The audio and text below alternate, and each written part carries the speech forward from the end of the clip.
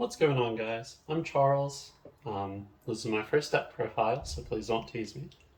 I played Spright at the Morgantown Regional. I think it was like 150-ish players, and I got 6th. I wasn't sure exactly how it would be into the new format, and to be honest, I did not get to test the new format much at all. But I'm pretty comfortable with Spright. It's a cool deck. Spright Blue is really cool. So anyway, we'll get into the profile. Spright lineup's pretty normal. 3 blue, 3 jet, 1 red, 1 carrot, and I play Pixies. I don't like not playing Pixies because I like having the option to summon blue, get Pixies to protect my elf for follow-up next turn. If I don't use Toadally Awesome or like another red or carrot or whatever else I need. So that's my Spright lineup. My other 2s. I played 3 swap. Some lists cut to 2, but I played 3 because I'm on 3 beaver, 2 angler. Frog and angler lets you like go super hard. Because you discard the angler, angler gets 2 beavers, and then you get the frog. So like off of that you have like easy Spright setup. These are those. New-ish cards from Darkwing Blast. We have the 3 Fenrirs. This card feels very good. It's a free body. It's free like advantage. It makes it to where if you only open like 1, 2 and hand traps, so like if your hand was like whatever, you can still like summon this, get another one, summon this, go into Sprind, and then from there send the other angler or whatever. So you can still Spright combo even with just 1 level 2 in this dude. So we played 3 of him. I just wanted to see him, helps break boards. Good dude. Then for Bystials, I played 3 Magnamhut, 2 Druiswurm, and the Saronir. A lot of, like, the list usually play these. This, I wanted a 3rd name, because if you have, like, if you just have a spare Magnamhut, and, like, you summon it and you have a swap frog, you can bounce this back.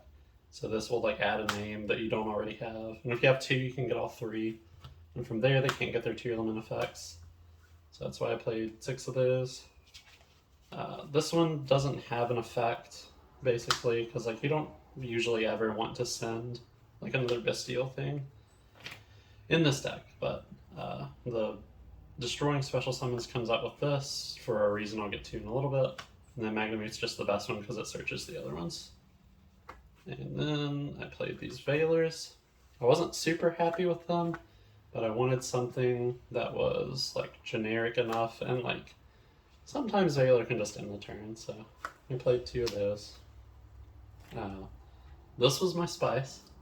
It's not really that spicy to be honest, but Forbidden Droplet seems really good in this deck, which doesn't seem like it would be, but you have like so many good things.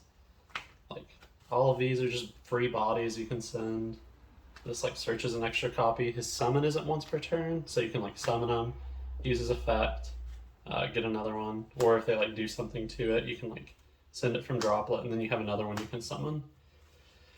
So there's like that, and then Angler, sending Angler off Droplet triggers it to get the beavers. So there's plenty of stuff, and then like all your spells, you can like activate your starter or whatever, and then chain Droplet.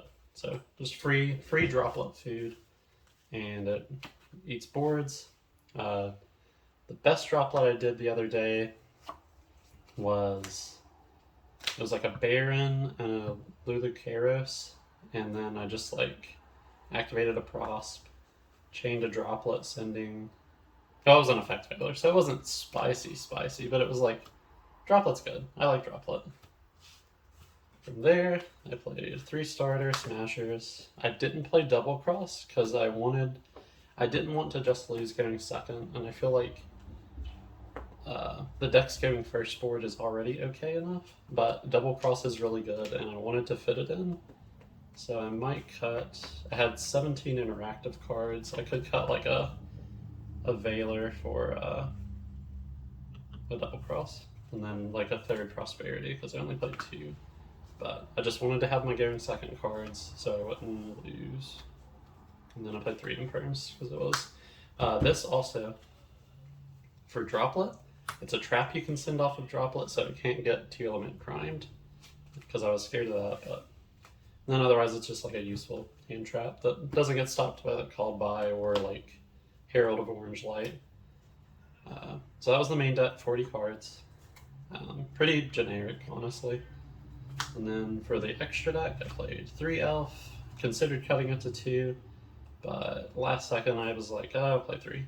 And sometimes you banish it off of Prosperity. I don't like doing that versus certain matchups, but, you know, it's there. And then I played a Sprind, because it does all your Nimble Angler stuff. This card's broken, because you can get, in the mirror, you can get Jets Blues. If they have Bystials, you can get Magnamhut to search your own Bystial. Yeah, this card's just good. Always play it. The Cerberus I played as an out to Baguska. I figured with the Tier Limit, the Shizu deck picking up, there would be more Baguskas and stuff like that, so this like outs him, so that's why I played that. 2 Gigantic Standard, Toadally Awesome since I'm playing Swap Frog stuff. I played the full Zeus package. I've seen people cutting Centaurea. I almost did that for a Pit Knight early, I think, or also to, I was going to do either Pit Knight early, or turn these into like IP Unicorn, but I just like haven't been as impressed with IP recently. So that's Zeus package. This is like my backup if I can't get the Toad, or like if I open Busted and can get a Buster and the Toad or something. That's good. This thing is removal. It gets big Chunguses out of the way. So, you know. And then this card's broken. This is the first time I ever played with it, and it did everything I wanted it to. It's just like super good. My side deck, I have stuff for it. You can summon like random hand traps, or like, yeah, you can randomly get like blues and get started off of that too. There's lots of stuff that this card does, and it's just good. That was my extra deck. And then finally, for the side deck, I wasn't super happy with my side, but it was okay. I did the 3 shifters. Deck can play shifter, so probably just play shifter. Or if your deck can play shifter, you should probably play shifter, because, yeah, you know. These were my targets off of Mannequin Cat. I haven't tested this at all versus the Shizu variant, so I'm not sure how to perform versus that, but into the old tier deck, I like this a lot. This is just for Spright. You summon in response to them summon their blue, and then like this stops the search, and also you can use it as like a Solemn Strike. This is Red Resonator. It was a tuner monster that you can play in your side deck. Very good. It came up once. I played 3 Cyclones.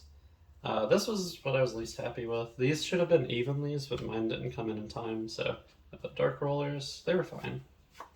And then this was, you know, just generic sideboard stuff. Because I was very scared of Flu, and in hindsight, I probably should have played a Chaos Hunter. Or, yeah, that's his name, Chaos Hunter. The Banish Boy, level 7, to summon off Mannequin Cat, but I didn't, but it was fine. And then I played 3 Summon Limit. Once again, this is like good into Flu, good into Tier, good into... It's good into, like, pretty much everything. So that was my side deck. My matchups, I played Plant Adventure, and I beat it 2-1. I lost Exorcister 1-2. The continuous spell popped my my summon limit, and that was really sad. But I couldn't leave him with the creatures on board, so I swung with my Fenrir to wipe both creatures, but eh. And then I played Branded Despia, beat it 2-0. I played Tri-Brigade Spright and beat it 2-0. And then Tier Shizu, I beat 2-0. The first game, I drew Bystial cards, and the second game they bricked, so that's how that happened. And then 2-1 versus Flunderies, and 2-0 versus like pure Tier Element, or like Tier Element with like Bystial cards and stuff. So yeah, that was my regional experience. I like the deck a lot. There's a few things I would change, mainly the veilers probably, but I think that's about it. Anyway, shout out to Team Prime House. That's our team. We like test, and well, if you're watching this video, it's on the channel. So we like test together, so on and so forth. And then shout out to Ignis TCG, our local store. We do our testing there, and so on and so forth. All right. Well, anyway, thank you for watching. Goodbye. Peace.